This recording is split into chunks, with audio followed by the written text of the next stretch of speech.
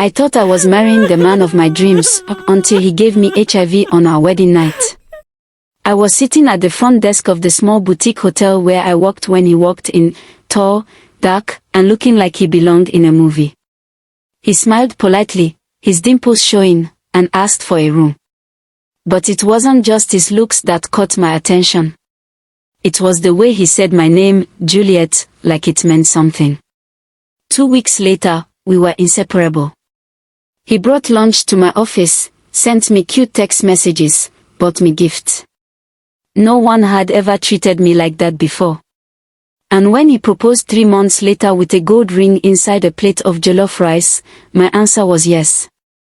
People said we were rushing. But I didn't care. I was 26 and in love.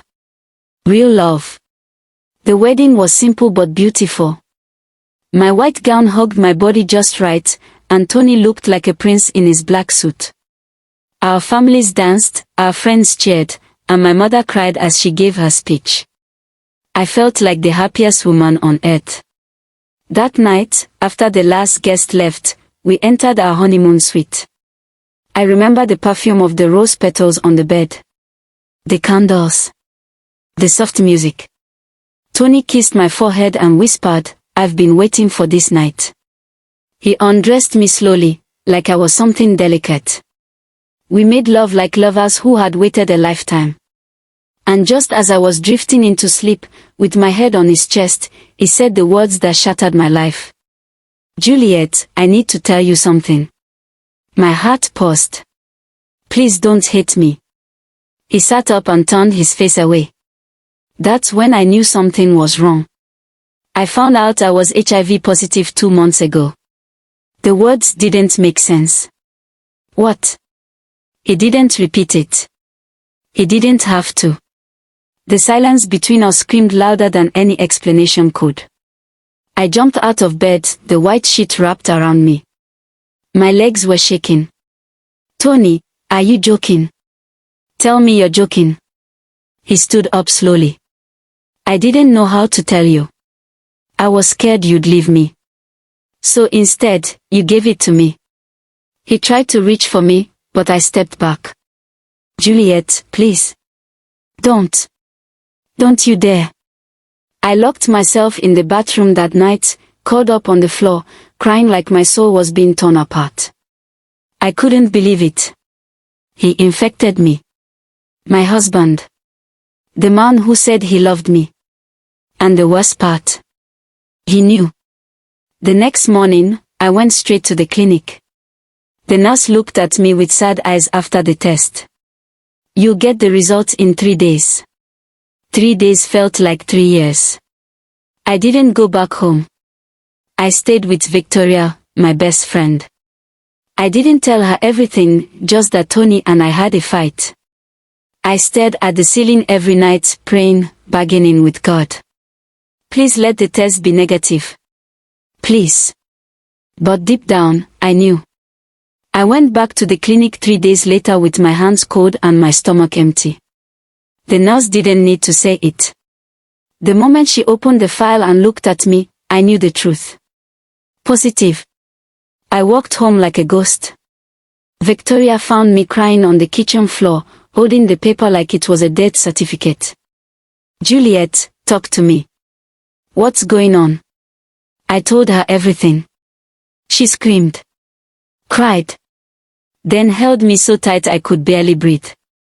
"We are going to the police," she said. But I wasn't ready. I needed answers first. I needed to know how many women he had done this to. If I was the only one. So I followed him. I started watching Tony. Quietly. Secretly.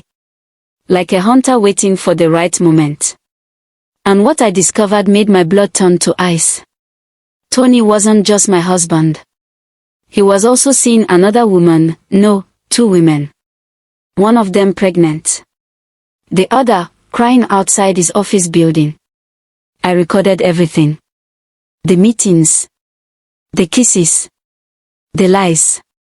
Victoria and I began digging into his past. We found out he had been treated for STDs twice before we met.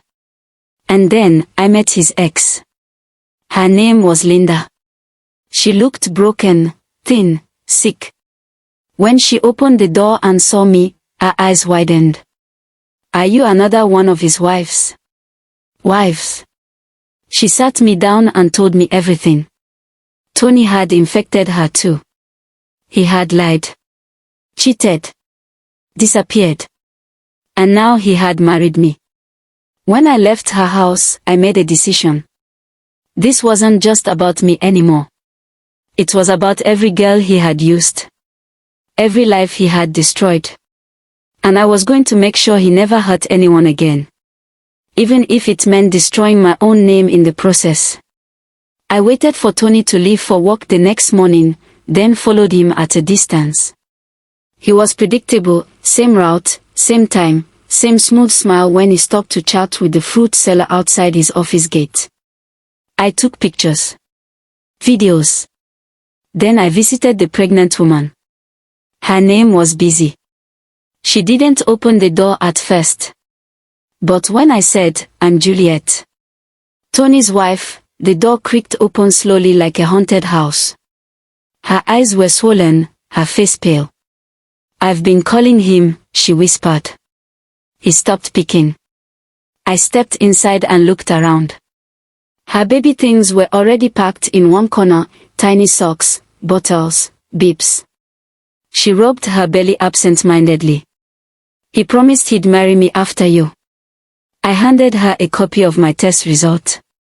Her hands trembled. Is this? He gave me HIV on our wedding night. Busy sank to the floor and wailed. I sat with her for an hour, both of us crying, holding each other like two strangers thrown off the same burning ship. That was when I knew I couldn't let this go. I wrote everything down. Every lie. Every woman.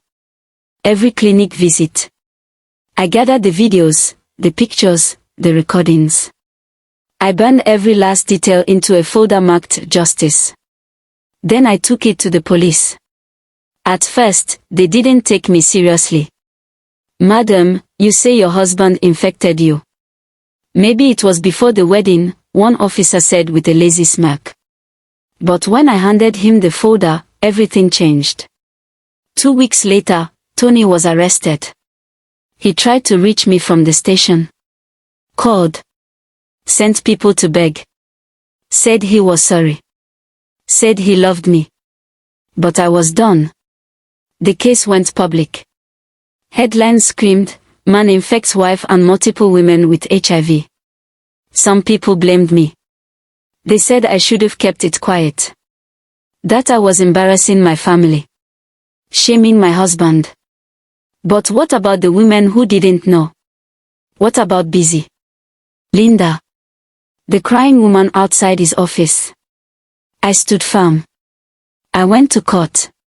I testified. And when the judge sentenced Tony to 8 years in prison for knowingly infecting others, I didn't cry. I walked out of that courtroom with my head held high. My life was not over. I started treatment immediately. I joined a support group. I told my story to women who had suffered in silence. And slowly, the pain became power. I began speaking at events, schools, conferences, telling girls, know your partner's status before you say yes. Don't be afraid to walk away from a man who hides his truth. I wasn't just Juliet anymore. I was a voice, a warning, a survivor. And maybe one day, I'll be a mother too. Not just to a child, but to every broken girl who thinks her story ends with a diagnosis.